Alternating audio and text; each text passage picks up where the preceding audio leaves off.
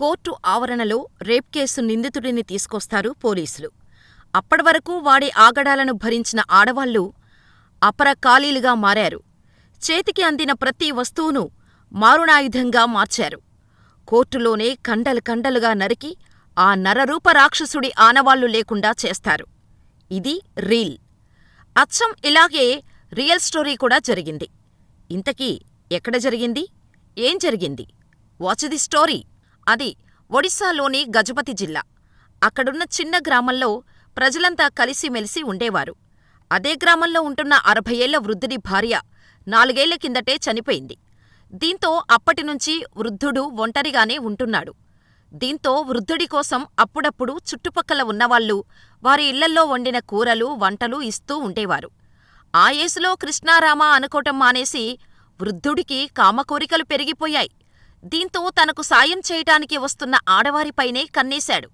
అంతే, ప్రతి ఒక్కరినీ సెక్సువల్గా హెరాస్ చేయటం, తన కోరిక తీర్చాలంటూ బలవంతం చేయటం స్టార్ట్ చేశాడు.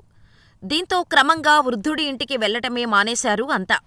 అయినా సరే ఆ ముసలోడి ఆలోచనలలో మాత్రం అస్సలు మార్పు రాలేదు. ఈ క్రమంలోనే ఈ నెల 3న 52 వీడో ఇంట్లో ఒంటరిగా ఉంది. ఇది గమనించిన ఆ మృగాడు వయస్సు, వివక్ష మరిచి వృద్ధురాలిని రేప్ చేశాడు. ఈ విషయం మిగతా 5గురు బాధితురాళ్లకు తెలిసిపోయింది. దీంతో వారందరూ కలిసి ఆ వితంతువు వద్దకు వెళ్లారు. తమను కూడా ఆ నీచుడే అత్యాచారం చేశాడని చెప్పి మరీ ఇకపై ఇలా ఇంకెవరికీ జరగకుండా చూడాలని అనుకున్నారు. అందుకోసం అతన్ని చంపేయాలని ప్లాన్ చేశారు.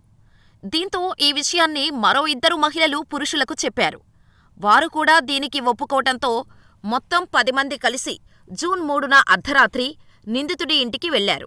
ఇంట్లో ఒంటరిగా ఆ నిందితుడు పడుకున్న టైంలో అందరూ ఒక్కసారిగా దాడి చేశారు. దాడి సమయంలో వారికి మరో 2 మహిళలు, 2 పురుషులు, మగవారు కూడా హెల్ప్ చేశారు. వీరు కొట్టిన దెబ్బలకు ఆ వృద్ధుడు చనిపోయాడు. దీంతో గ్రామానికి దగ్గర్లోనే ఉన్న అటవీ ప్రాంతానికి డెడ్ బాడీని తరలించారు. అక్కడే చితిని పేర్చి డెడ్ బాడీ దొరక్కుండా కాల్చేసి ఆ విషయం ఎవరికీ చెప్పకుండా ఏమీ తెలియనట్టు వెళ్ళిపోయారు.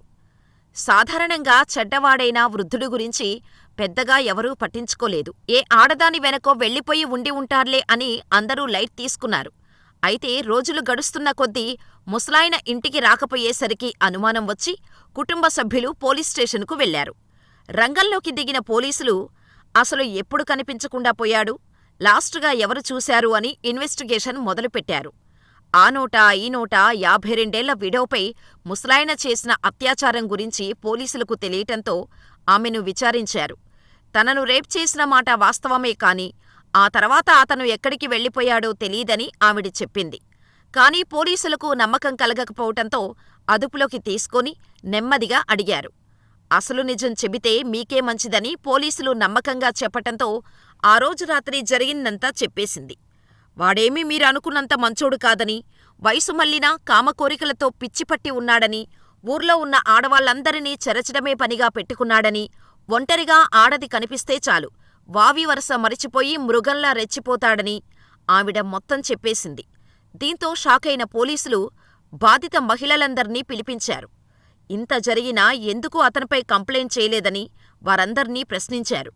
పరువు పోతుందని, ఇంట్లో తెలిస్తే చిన్నచూపు చూస్తారని భయపడి చెప్పలేదని వారంతా కన్నీళ్లు పెట్టుకున్నారు.